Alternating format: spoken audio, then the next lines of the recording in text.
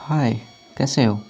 I hope आप बढ़िया होंगे। आपकी preparation that is at the next level. Okay, तो आज हम यहाँ पर बेसिकली क्या करने वाले हैं, दैट इज़ मेहनत। मेहनत करने वाले हैं। मेहनत किस टाइप का मेहनत होगा, दैट इज़ मेंटल वर्क। ठीक है, तो मेंटल वर्क में हम करेंगे क्या, हम फिजिक्स के क्वेश्चन को करने वाले हैं। फिजिक्स के एक बहुत ही इंपॉर्टेंट टॉपिक होता है, that is optics. Optics optics से रिलेटेड हमेशा क्वेश्चन पूछते हैं, हमेशा एनडीए में, और अगर आप एयरफोर्स में, अग्निवीर में, तो ये सब चीज़ें सीडीएस में, हर जो डिफेंस एग्ज़ाम होते हैं और बाकी इससे रिलेटेड और भी सारे एग्ज़ाम होते हैं, वो सब में optics is a main component. ठीक है, उसका मेन पार्ट होता है। उसमें कम से कम इधर से 3 से 4 क्वेश्चन पूछे जाते हैं ऑप्टिक्स से, तो इसको हम छोड़ नहीं सकते। ठीक है, तो तैयार हो जाओ, आप इस वीडियो के साथ लास्ट तक बने रहो। मैं आपको गारंटी देता हूँ आप यहाँ से बहुत चीज़ें सीख कर जाने वाले हो। तो प्लीज़ वीडियो के लास्ट तक बने रहो। और एक चीज़ और यार, मेरे चैनल को सब्सक्राइब कर दो, because this is for you only. Okay, मैं यहाँ पर पढ़ाता हूँ, आपको मोटिवेट करूँगा, आपको एक सही डायरेक्शन में लेकर जाऊँगा। क्योंकि आपने मेरे थंबनेल में देखा होगा, मैंने एनडीए के एग्ज़ाम को 3 टाइम्स क्लियर किया हुआ है। तो I have a lot of experience how to clear your written exam of NDA. Okay, तो प्लीज़, और मैंने अग्निवीर का एग्ज़ाम नहीं, जो एयरफोर्स का पिछला होता था उसमें भी क्लियर किया था, बट उसको ज्वाइनिंग नहीं हो पाया, वो बात अलग है। ठीक है, तो यहाँ पर हम साथ पढ़ने वाले हैं। ठीक है, तो आप इस चैनल को सब्सक्राइब कर लो। तो चलिए अपना क्वेश्चन, जो भी हमारा टॉपिक है उसको स्टार्ट करते हैं। तो आज का हमारा टॉपिक क्या होगा, दैट इज रिफ्रैक्शन, अपवर्तन। रिफ्रैक्शन, अपवर्तन, हिंदी में कहा जाता है इसको अपवर्तन। ये बेसिकली होता है क्या अपवर्तन, अपवर्तन कुछ इस टाइप का होता है, जैसे यहाँ पर एक मीडियम है, मीडियम की जो बाउंड्री है ये एयर है और ये दिस इज़ वाटर। यानी कि इसमें जब भी कोई भी लाइट रे, this is based upon light, यानी कि लाइट से रिलेटेड ये सब फिनोमिनाज हैं जो हमें अक्सर देखने को मिलते हैं, बट उसको हम समझ नहीं पाते। बट इसको आप देख लोगे तो आप फील भी कर पाओगे व्हाट इज़ फिजिक्स, फिजिक्स क्या होता है। ठीक है, तो जैसे कोई लाइट रे यहाँ पर इंसिडेंट हुई, मीडियम का जो मीडियम था, एक एयर था और ये वाटर था, पानी था। तो जब यहाँ पे लाइट रे यहाँ पर गिरी, तब क्या हुआ, ये यहाँ पर एक नॉर्मल खींच लेते हैं और यहाँ से क्या हो गई, बेंड हो जाती है। यानी कि उसको सीधा जाना चाहिए था, लेकिन ये क्या हो गई, बेंड हो गई, थोड़ी सी अपनी पाथ को चेंज कर लिया। तो इसी फिनोमिना को हम क्या कहते हैं, इसको जाना चाहिए था इधर, लेकिन कहाँ चली गई, थोड़ी सी टिल्टेड होकर इधर की ओर चली गई। यानी कि इसको जाना चाहिए था इधर, लेकिन चली गई इधर। तो इसी पूरी फिनोमिना को हम क्या कहते हैं, दैट इज रिफ्रैक्शन, अपवर्तन। ठीक है, अपवर्तन होता है। अब इसमें चीज़ें और भी होती है। ये क्या होता है, इसका नॉर्मल होता है, दिस इज नॉर्मल, अभिलंब, हिंदी में कहा जाता है अभिलंब। ठीक है, नॉर्मल। ठीक है, ये नॉर्मल होता है। ये क्या होती है, इंसिडेंट रे होती है। ये क्या होती है, रिफ्रैक्टेड रे, दिस इज रिफ्रैक्टेड, मतलब ये आपतित किरण, ये अपवर्तित किरण, और ये बीच में क्या हो, ये अविलंब होता है। ठीक है, एक चीज़ और इसमें होती है, ये क्या होता है, अगर ये एयर है और दिस इज वाटर, तो आपको ये समझ में आएगा। अभी इसको समझते हैं, 2 मीडियम होते हैं, डेंसर और उसको भी क्लियर कर देते हैं।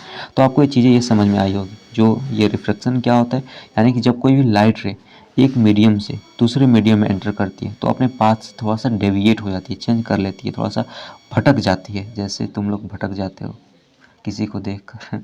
ठीक है, तो वही चीज़ें होती है। तो यहाँ पर अपनी लाइट रे अपनी पाथ को चेंज कर लेती है, तो वही चीज़ें हैं यहाँ पर। तो इसी को हम क्या कहेंगे, रिफ्लेक्शन या अपवर्तन।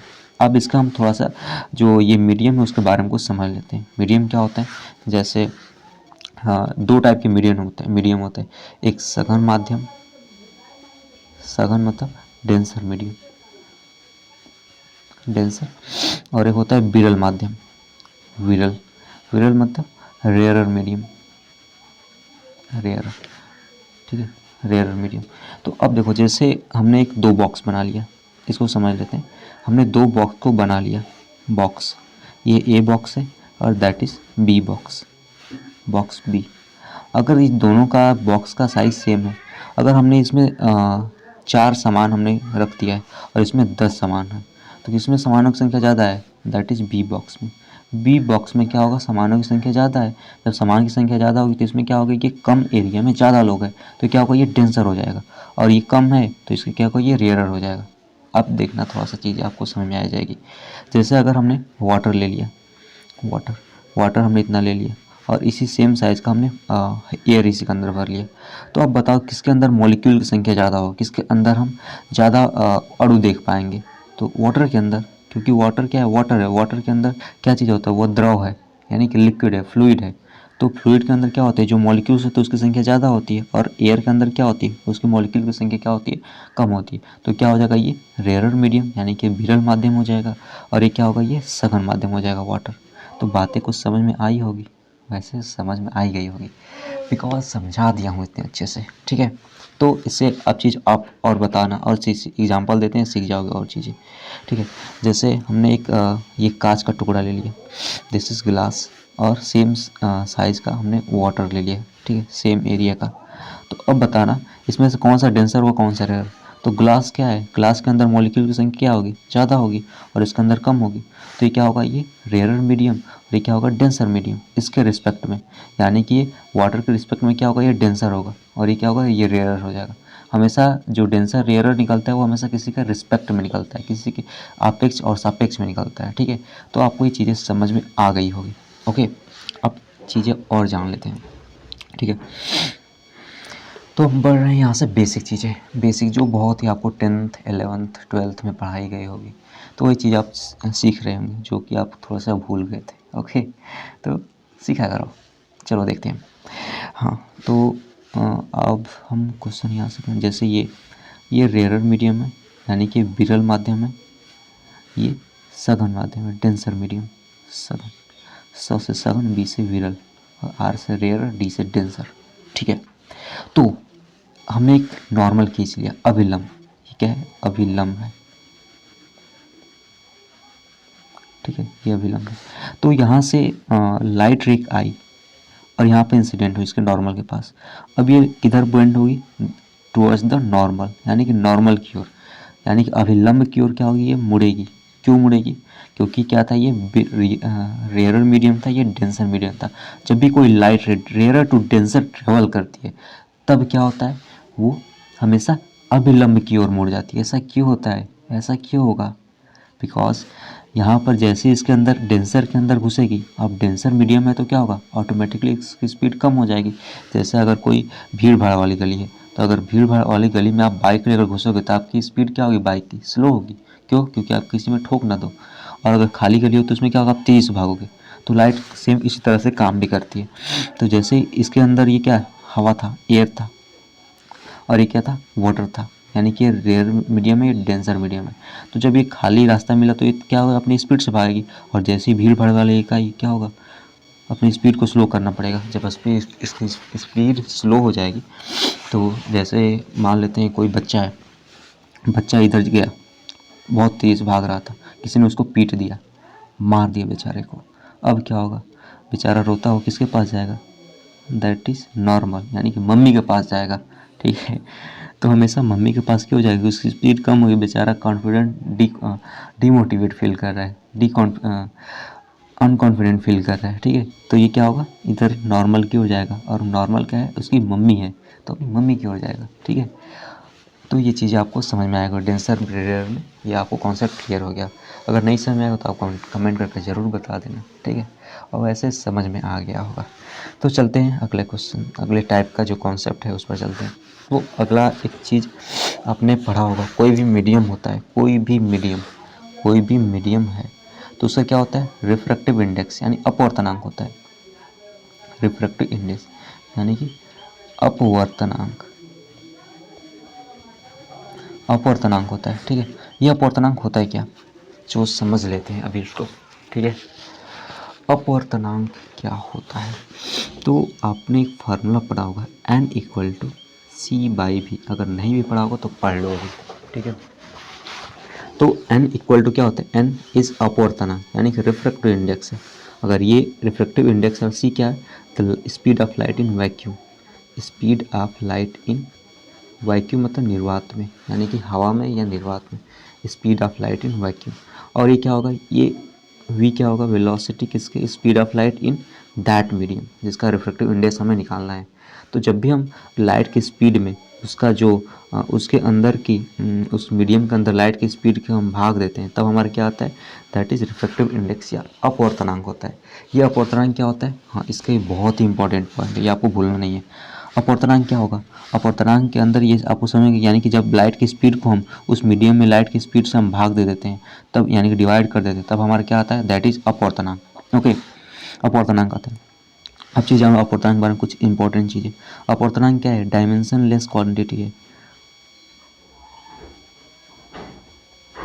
डायमेंशन लेस है, ठीक है, यानी कि इसका कोई भी बीमा नहीं होती। क्यों बीमा नहीं आती, क्योंकि ऊपर भी क्या है, स्पीड है, और नीचे भी क्या है, स्पीड है, तो दोनों कट जाएंगे तो कोई बीमा बचेगा नहीं, बचेगा, इसीलिए क्या होगा, डायमेंशन लेस है। और ये क्या है, मात्रक विहीन है, यानी कि यूनिट लेस भी है, ठीक है, यूनिट लेस क्वांटिटी है, ठीक है। तो ये दोनों चीज़ें आप अपवर्तनांक के बारे में याद रहें, क्योंकि ये बहुत ही इंपॉर्टेंट चीज़ें हैं, डायमेंशन लेस क्वांटिटी और यूनिट लेस क्वांटिटी। क्यों ऐसा हुआ, क्योंकि हमें अपवर्तनांक का फार्मूला पता है, सी वाई भी, और सी क्या है, ऊपर वेलोसिटी है, वेलोसिटी का यूनिट क्या होता है, मीटर पर सेकंड, और सॉरी स्पीड है ऊपर, नीचे भी क्या है, स्पीड है, तो इसका भी क्या होगा, मीटर पर, सब कट गया, कुछ नहीं बचा, तो कुछ यूनिट ही नहीं बचा, तो इसीलिए डायमेंशन लेस और यूनिट लेस क्वांटिटी है क्या, दैट इज रिफ्रैक्टिव इंडेक्स यानी अपवर्तनांक। तो बातें आपको समझ में आ रही होगी, तो वीडियो को लाइक कर दो और चैनल को भी सब्सक्राइब कर दो, जिससे मैं मोटिवेट होकर आपको और अच्छी अच्छी और ज्ञान की बातें आपको बता पाऊँ, ठीक है। तो do subscribe my channel, okay. So चलते हैं अगला चीज़ें पर, तो आपको ये चीज़ें समझ गई होंगी।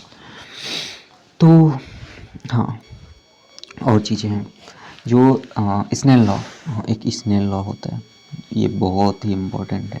स्नेल लॉ पूछ सकते हैं किससे रिलेटेड है, स्नेल लॉ किससे रिलेटेड है, रिफ्रैक्शन से रिलेटेड है, यानी अपवर्तनांक, यानी अपवर्तनांक से संबंधित है, यानी कि रिफ्रैक्शन से संबंधित है, यानी कि रिलेटेड है। अब देते हैं ये, इसके बारे में आप जान लो, जो sine i upon sine r equal to क्या होता है, कांस्टेंट, कांस्टेंट, और इसी को क्या कहते हैं, रिफ्रैक्टिव इंडेक्स भी कहा जाता है कभी कभी, ठीक है। कांस्टेंट होता है यानी कि नियत होता है, यानी कि साइन क्या है, ज्या, ज्या ऑफ इंसिडेंट एंगल एंड ज्या ऑफ, ज्या मतलब साइन, हिंदी में इसको ज्या कहा जाता है, ठीक है। साइन को हिंदी में ज्या कहा जाता है, यानी कि sine i upon sine r, यानी कि जो इंसिडेंट एंगल है यानी उसका साइन, और जो रिफ्लेक्टेड एंगल है उसका साइन, मतलब ज्या का अनुपात हमेशा क्या होगा, दैट इज़ ऑलवेज कांस्टेंट, यानी कि नियत होता है, ठीक है। तो समझ में आया, आई होप आ गया होगा। हाँ, एक चीज़ और जान लेते हैं इससे, वैसे बहुत चीज़ जाने, एक चीज़ क्या, बहुत चीज़ जानने वाले हैं, तो ये चीज़ें आप नोट करते जाना। आप आई होप आप रफ कॉपी अपना जो भी लेकर बैठे होंगे, नहीं बैठे होंगे तो बैठ जाओ, बिकॉज़ पढ़ाई ऐसे नहीं होती, ठीक है, कि आप बस वीडियो चला लिए और इसी तरह से देखते रहे हो, that is not a good, okay, for your, जो भी आपकी प्रिपरेशन है उसको हर्ट करेगा। तो आप प्रिपरेशन को हर्ट ना करो, अगर आप अपनी प्रिपरेशन को हर्ट करोगे तो आपका जो ड्रीम है to join the defence forces वो भी हर्ट होने लगेगा। तो आपको ऐसा चीज़ें नहीं करनी। तो बातें समझ में आ रही होगी, तो आई होप सही होगा। हाँ, और चीज़ें, अगर रिफ्रैक्टिव इंडेक्स है, अगर रिफ्रैक्टिव इंडेक्स जिसका ज़्यादा होगा उसके अंदर उसकी वेलोसिटी क्या होगी, लाइट की स्पीड क्या होगी उसके अंदर कम होगी, जिसका रिफ्रैक्टिव इंडेक्स ज़्यादा उसकी अंदर वेलोसिटी कम, यानी जैसे किसी का रिफ्रैक्टिव इंडेक्स 1 है, उसके अंदर लाइट 3 × 10⁸ मीटर पर सेकंड की स्पीड से चल रही है। अगर कहें कोई जिसका रिफ्रैक्टिव इंडेक्स 2 है, तो उसके अंदर क्या होगी, लाइट स्लो हो जाएगी, यानी कि आधा हो जाएगी, यानी कि कुछ स्पीड कम हो जाएगी, ठीक है।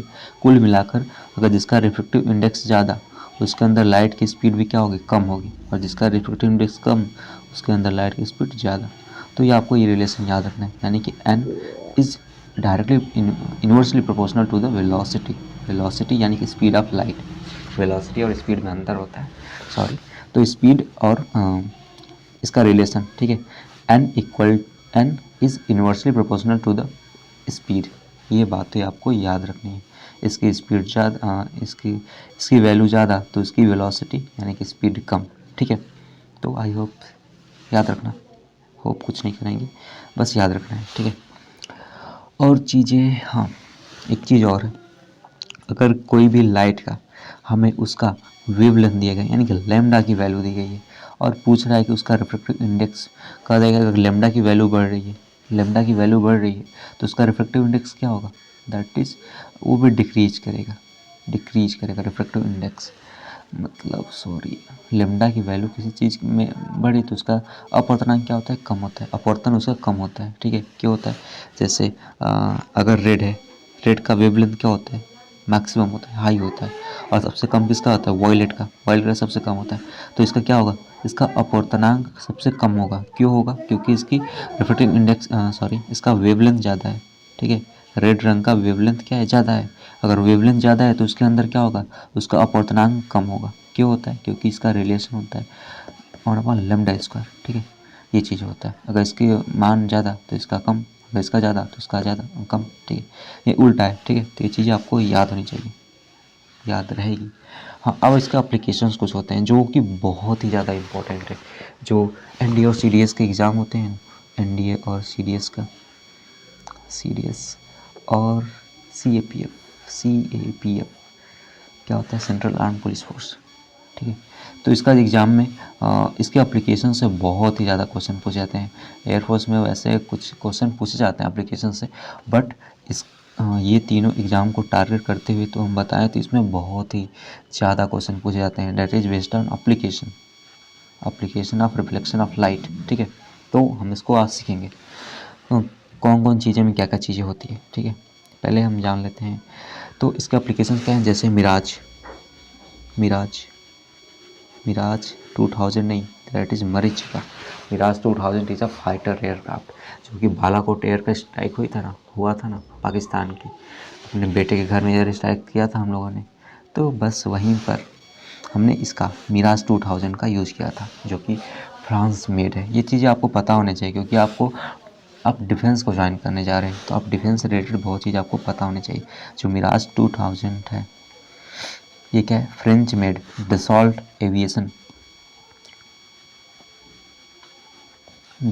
एविएशन जो कंपनी है, मिराज 2000 ने दसॉल्ट एविएशन ने ही मिराज 2000 को बनाया। और जो राफेल हमारा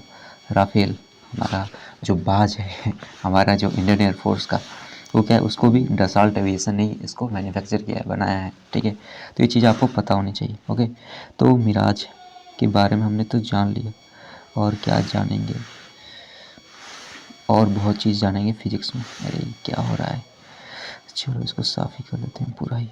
तो मिराज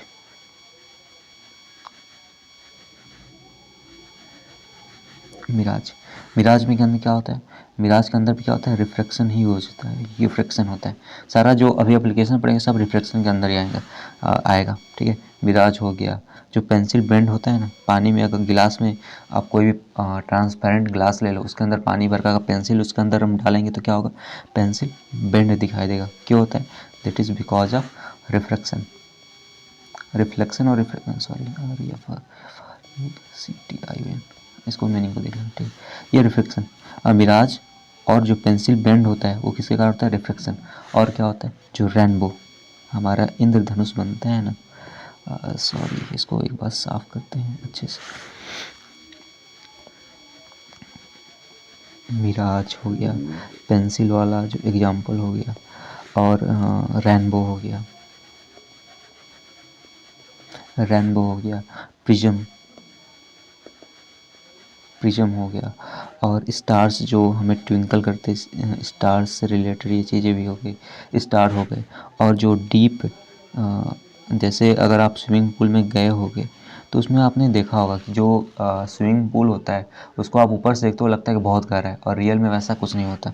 तो क्या होगा, डीप स्विमिंग पूल का भी एप्लीकेशन आप यहाँ पर स्विमिंग,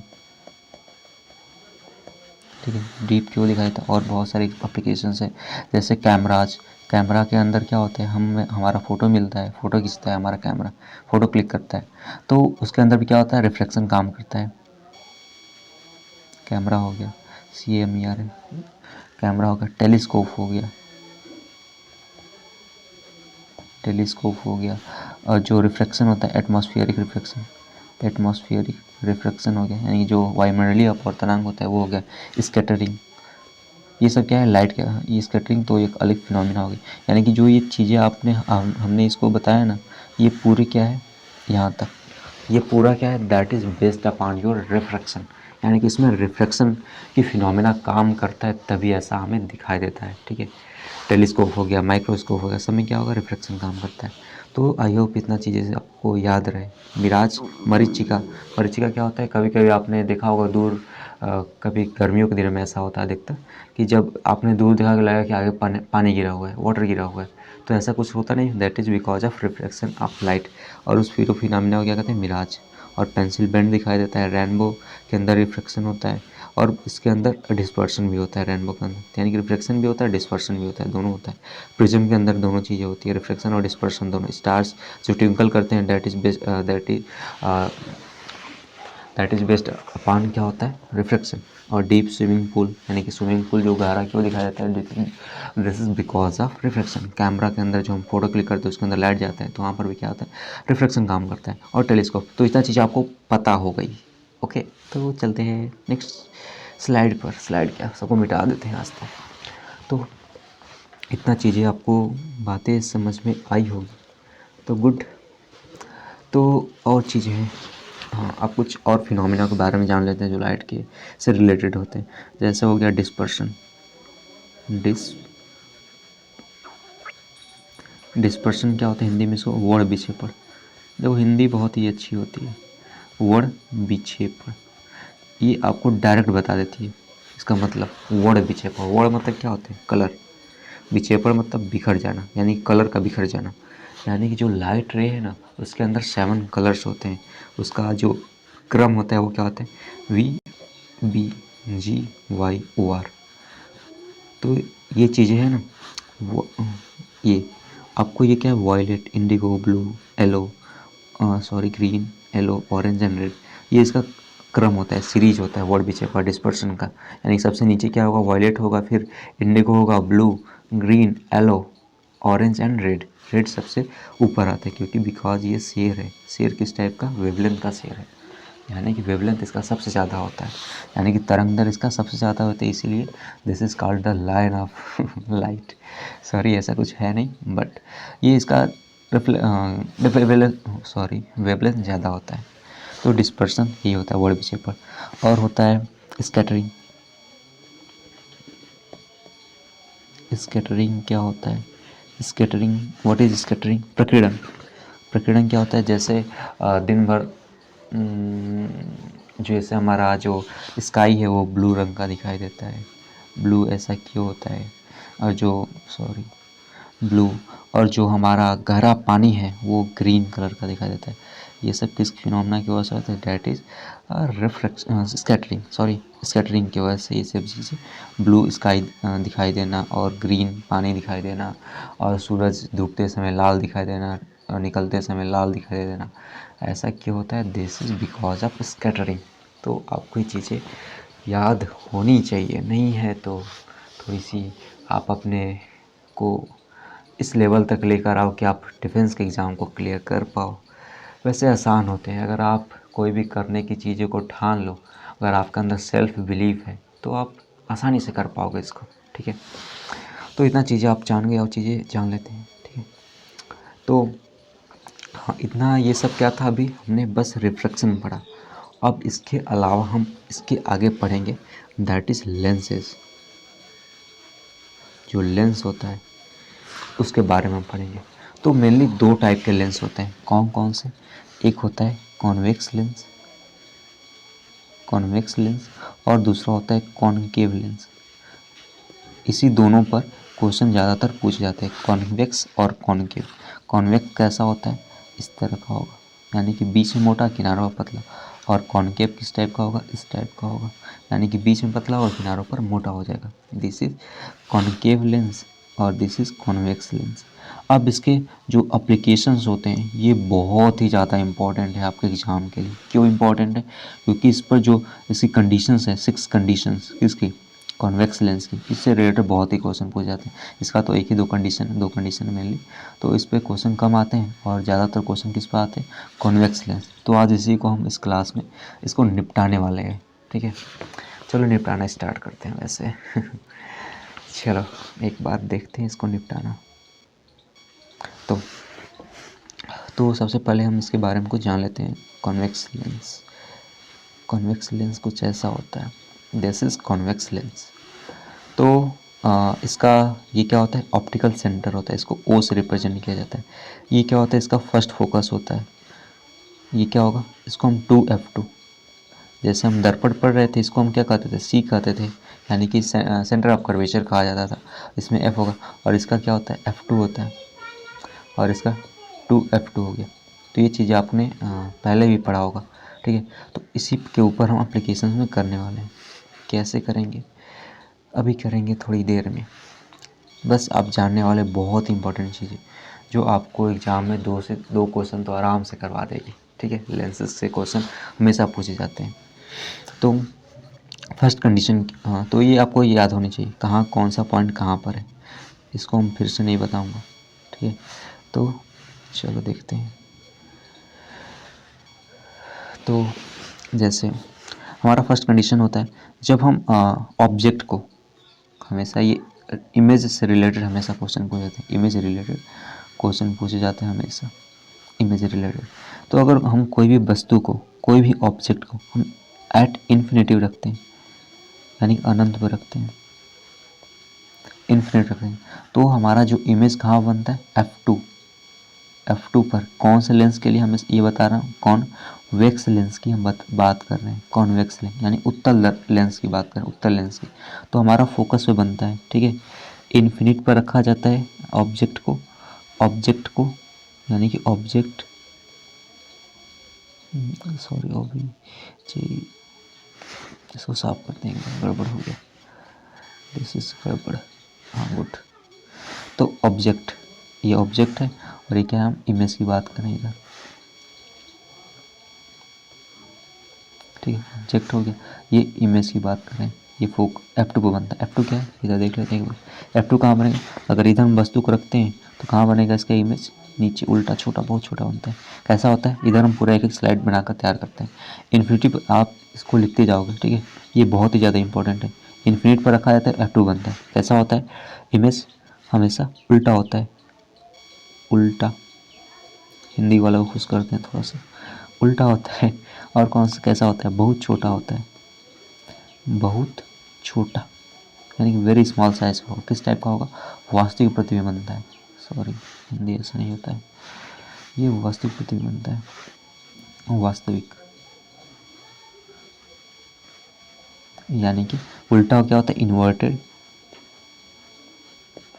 इन्वर्टेड होगा, वेरी स्मॉल साइज का होगा और रियल इमेज होगा, ठीक है।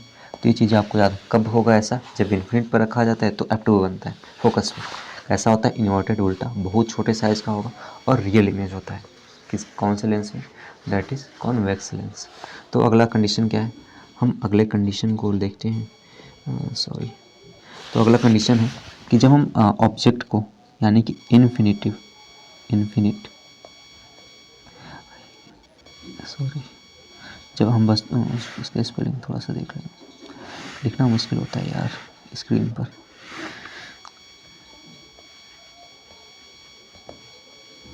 जब वस्तु को हम इन्फिनिट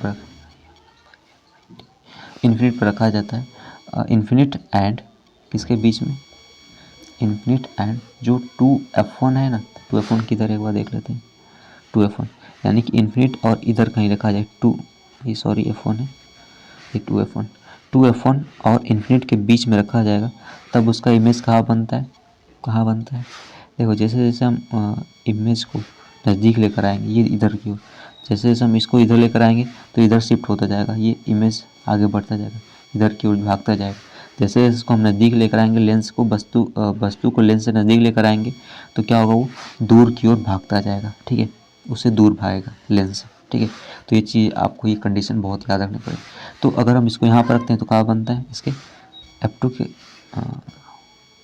सॉरी लिख देते हैं एक बार, किधर गया, हाँ इधर है। तो हाँ, तो इन्फिनिट पर रखा गया तो इधर बनेगा। कहा क्या होता है, स्मॉल साइज का होगा, और पहले बता देते हैं कैसा होगा। हाँ, तो कैसा होगा, सॉरी, कहाँ बनेगा, F2 जो है और 2 2F2 है उसके बीच में बनेगा, F2 और 2F2 के बीच में बनेगा। और कैसा होगा, स्मॉल साइज़ का होगा, रियल इमेज होगा और इन्वर्टेड होगा। इन्वर्टेड मतलब उल्टा होगा, उल्टा होगा, वास्तविक होगा और स्मॉल साइज़ का होगा। ठीक है, अगला कंडीशन क्या है, अगला कंडीशन है हम वस्तु को 2F1 पर रख देते हैं। जब 2F1 पर रखा जाता है तो कहाँ बनेगा, 2F2। ये बहुत ही सिंपल और बेसिक कंडीशन है जो आपको सीखना चाहिए। 2F1 पर रखा गया, 2F2 बनेगा, कैसा होगा, इक्वल साइज़ का होगा, सेम साइज़ का होगा, इक्वल साइज़ का होगा, यानी कि सेम साइज़ का होगा, सेम साइज़ का होगा। कैसा होगा, रियल इमेज होगा और कैसा होगा, इन्वर्टेड, उल्टा ही होगा। ठीक है, रियल एंड इन्वर्टेड, इन्वर्टेड यानी कि रियल और इन्वर्टेड में उल्टा। ठीक है, उल्टा होगा। ओके, तो वो चीज़ें आपको याद होनी चाहिए। तो चलते हैं नेक्स्ट क्वेश्चन पर, नेक्स्ट चीज़ें पर। इतना कंडीशन आपने जान लिया तो एक चीज़ और जान लो, चैनल को सब्सक्राइब करना।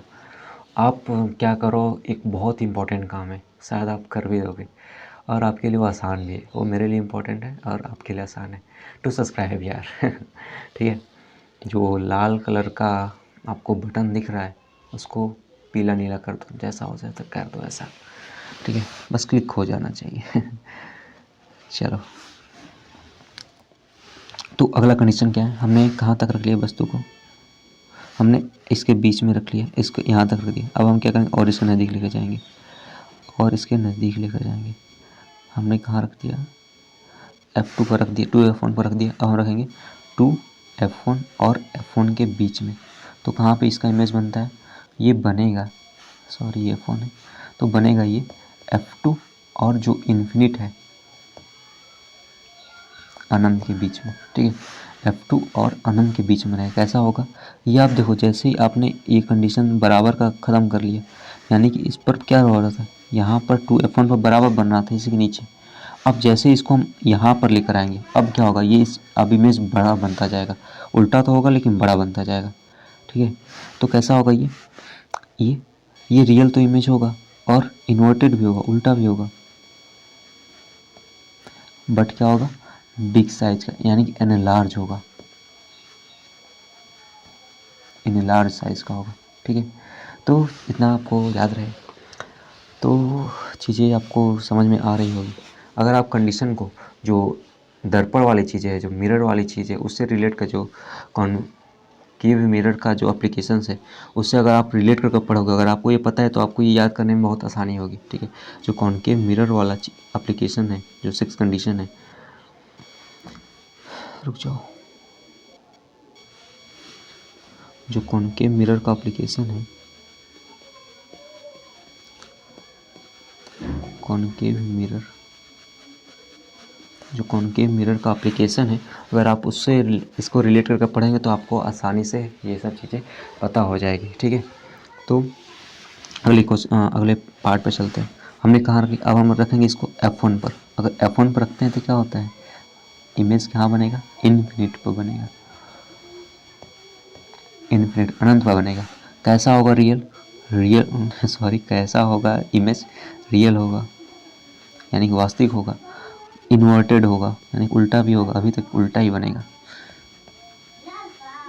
इन्वर्टेड होगा, और कैसा होगा, बिग बिग साइज का होगा, यानी कि बिग यानी कि बहुत ही ज़्यादा एनलार्ज बनेगा, बिग साइज़ का होगा। ठीक है, जब हम कहाँ रखेंगे, F1 पर, इन फोकस पर रख देंगे तो कहाँ बनेगा, इन्फिनिट पर बनेगा। और कैसा होगा, रियल इमेज होगा यानी वास्तविक प्रतिबिंब उल्टा होगा, और कैसा होगा, बिग साइज़ का होगा। तो वो चीज़ें आपको समझ में आ रही होगी, आई होप। तो सबसे लास्ट कंडीशन एक और है, देख लेते हैं, वो सबसे अलबेला कंडीशन है। ठीक है, सबसे अलग कंडीशन, तो सबसे अलग कंडीशन क्या है, हम उसको रख देंगे जो ऑप्टिकल सेंटर है, ऑप्टिकल सेंटर प्रकाशिक बिंदु जो लेंस के अंदर होता है, और हम F1 के बीच में रख देते हैं। तब कहाँ पर बन जाएगा, F1 और ऑप्टिकल सेंटर के बीच में बनेगा तो क्या बनेगा, वो लेंस के इसी साइड में बनता है, जिधर F1 F2 है ना उसी की साइड में। तो हम लिखेंगे कि जिधर वस्तु जिधर वस्तु उधर, यानी टूवर्ड्स द ऑब्जेक्ट, ऑब्जेक्ट कैसा होगा, ये सबसे अलग कंडीशन है, ये वर्चुअल इमेज बनेगा। वर्चुअल यानी कि आभासी होगा, आभासी होगा। कैसा होगा, साइज में क्या होगा, बड़ा होगा, यानी कि बिग साइज का होगा, ज़्यादा बड़ा नहीं होगा लेकिन बिग साइज का होगा। और कैसा होगा, सीधा होगा, यानी कि इरेक्ट होगा, ठीक है, ERECT, इरेक्ट, ठीक है। तो आई होप इतना आपको समझ में आ गया होगा, नहीं आया तो बगल में कहीं तालाब होगा, जाकर डूब मरो ठीक है, नहीं ऐसा कुछ नहीं करना, आप अपनी प्रिपरेशन को कंटिन्यू रखो, इसमें आपके बाधा नहीं आनी चाहिए, लगातार आप इसको करते रहो, क्योंकि तभी तो आप लेफ्टिनेंट बनोगे, ठीक है, तभी तो आपको कहा जाएगा लेफ्टिनेंट शिवम मिश्रा, लेफ्टिनेंट जो भी होगा आपका नाम, आपका जो शुभ नाम होगा उससे क्या, अगर लेफ्टिनेंट लगेगा, फ्लाइंग ऑफिसर लगेगा, फ्लाइट लेफ्टिनेंट लगेगा, तो ये चीज़ें आपको करना है। अगर आप अग्निवीर जा रहे हो तो वो भी अच्छा है यार, ठीक है, एक डेडिकेशन है, कोई नहीं, चलो लेकिन करना पड़ेगा ये सब चीज़ें। तो इतना चीज़ आपको समझ में आई होगी। तो आई होप आज इतना ही रखते हैं, कल हम इसके आगे के एप्लीकेशंस को हम पढ़ेंगे, ठीक है। तो आप अपनी प्रिपरेशन को कंटिन्यू रखो, तो मिलते हैं कल इसके अगले नेक्स्ट पार्ट पर ऑप्टिक्स के ही। तो bye, take care and keep moving towards your dream, because dream is awesome. समझ रहे हो ना, कितना अगर आप सपने देखोगे तो आपको बहुत चीज़ें समझ में आती होगी कि ये आर्म फोर्सेज या डिफेंस फोर्सेस को ज्वाइन करना कितना ज़्यादा, एक जो लड़का होता है जो बहुत ज़्यादा पैशनेट है अपने पैसन की ओर, तो उसको बहुत अच्छे से ये सब चीज़ समझ में आती होगी, कितना ज़्यादा इम्पोर्टेंट, कितना ज़्यादा अच्छा फील होता है, ठीक है। तो आई होप पढ़ो। सो बाय, टेक केयर, अगर मिलते हैं नेक्स्ट क्लास में।